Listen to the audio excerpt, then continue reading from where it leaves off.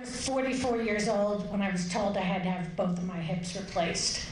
I spent 4th of July in the hospital and had the right one done. I spent Halloween in the hospital, had the left one done. I had one daughter in middle school and one daughter in elementary school, and couldn't have gotten through it if my parents hadn't come up from North Carolina and spent the time to make sure people got driven where they needed to be driven, people got fed when they needed to be fed, and I got taken to my appointments when I needed to be there. Things were getting better. I was walking, I was moving, I was feeling better. And about 2 years after my surgery, I looked at my husband and I said, "Look at my leg. I can't straighten my left knee." And he looked at me, and you know what went through his mind. Sure enough, needed to have the left knee replaced. So there I was, 4 years after hip surgery.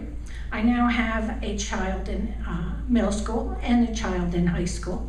And I'm in the hospital having knee surgery, which, as they will tell you, it's much easier to have a hip replaced than it is to have a knee replaced. And as usual, Mom and Dad drove up from North Carolina. They made sure the kids got to where they needed to be, the husband had meals on the table, and that I got to the appointments I needed to go to. And we go on with our life and everything's well. Almost. And then you know what my husband was thinking. Because I was promised 13 to 15 years on the hips and didn't quite make it. And 10 years later, the doctor said to me, "You need to have both of them redone." I'm sitting there going, oh my God. Well, it's a little bit easier this time because I now have 2 girls in college and it's just me and my husband. So we can manage this. And my mother calls and she says, "We're coming up." And I'm thinking, I don't need you now. It's not necessary. She said, "We wouldn't hear of it. We're coming up." So Mom and Dad drive up from North Carolina. I go into the hospital. They cut on me, open both sides up, and what my husband calls, because I just needed to have parts replaced, I had a ball joint replacement in each hip. He was a car aficionado after all. Surgery goes really well. They put me in rehab this time. They've got me on a chronic floor, and I'm doing great. I'm walking, I'm taking showers by myself. I get out of there in 5 days instead of 7. I'm thinking, I got this made. I get home, my father's doing the grocery shopping, my mother's cooking the meals. Nobody has to be driven any place at this time. And I'm home for 3 days. My oldest daughter comes home from college, and we're in really good shape because she's studying to be a physical therapist. So I'm gonna have therapy for free in my own home.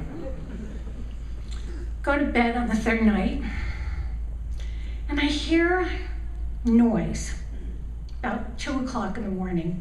And I listen, and I don't quite know what I'm hearing, and I roll back over and I go to sleep. And about an hour later, I hear a noise again, and I realize it's my father going, "Shh, shh, be quiet." I think, what the hell? Or, what the fuck? And this 50-year-old lady goes hobbling with her walker across the hallway, and I realize my father and mother are having what sounds like a very strange conversation, with my father telling her to be quiet and my mother making unintelligible noises. Now the child in me stops. And then the adult me stepped in, and I flipped on the bedroom light, and I looked, and I realized my father is sitting up in bed, and he is cradling my mother in his arms. And my mother's just had a massive stroke. And she'd had the stroke 4 or 5 hours earlier. And there I stood and started screaming. The physical therapy student, the husband, we all come running. We call the ambulance, and off we go to the same hospital that I had just resided at. Mom gets through it. She's 3 weeks in the hospital. We were crazy. I'm on my walker. I'm on my cane. 3 weeks in the hospital. Another 2 weeks in intensive care at the hospital. They move her into the rehab center where I was. Walk into the rehab center, and the staff looks at me and goes, "What the fuck?" I said, no, I'm fine. It's my mother. And then they bring my mother. And if you've never gone through dealing with somebody with a stroke, it's a really difficult process. And on top of everything else, my mother, who's taking care of me, now I'm the one trying to take care of her. I'm younger than her, but I'm on the walker, okay? And she's not walking at all. So we get through this process. There is a lot of anger, a lot of difficulty. Well, my mom's in rehab for 4 weeks. They send her home. Well, they can't send her home because she lives in North Carolina. So they send her home to my house. We live in a house built in the 1820s. There's 2 bathrooms, they're both on the 2nd floor.